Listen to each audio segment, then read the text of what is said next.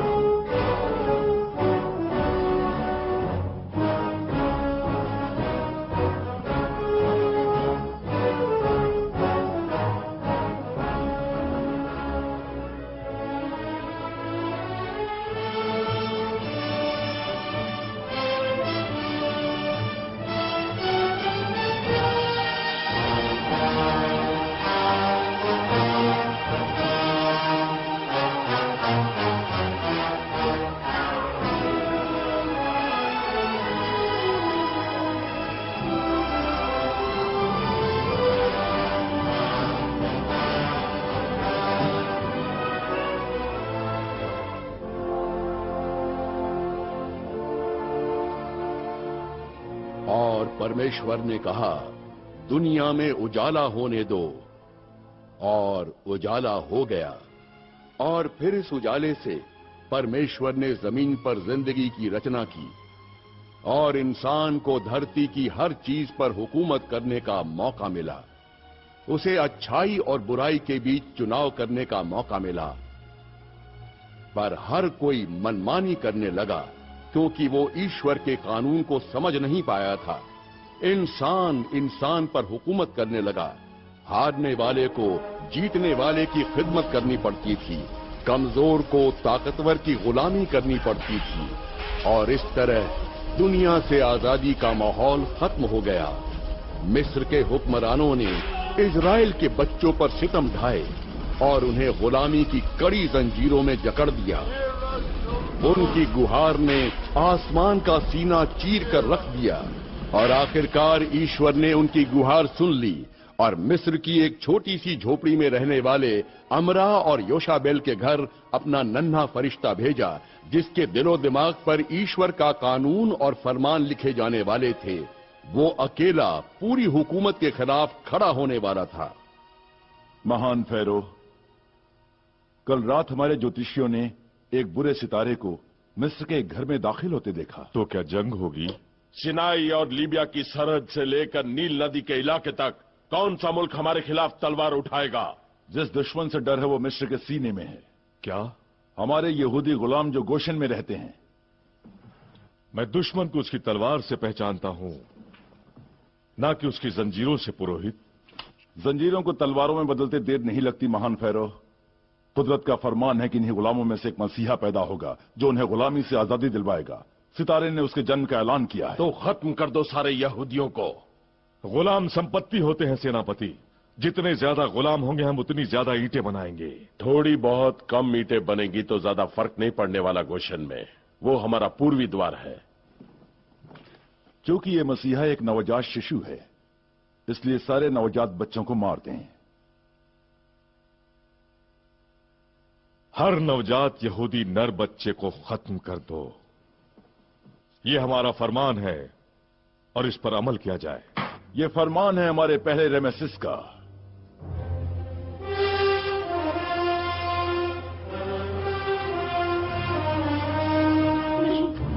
नहीं, रहम करो।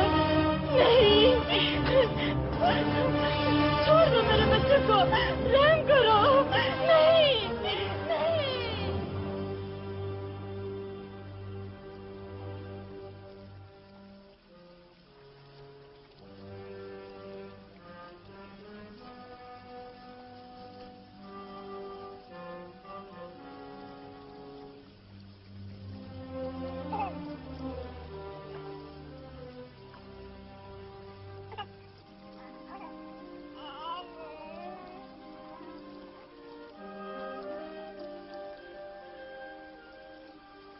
हे इब्राहिम के ईश्वर, मेरे बच्चे को अपनी पनाह में ले ले। बड़ा होकर ये आपका सेवक बने।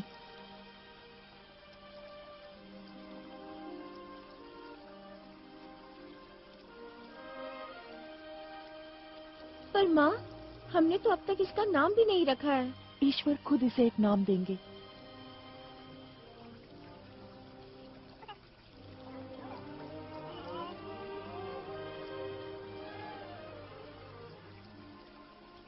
उसके साथ जाओ मरियम, घास में छिपकर उसे देखती रहना। देखे ईश्वर भेज रहे हैं किसके पास। ठीक है माँ।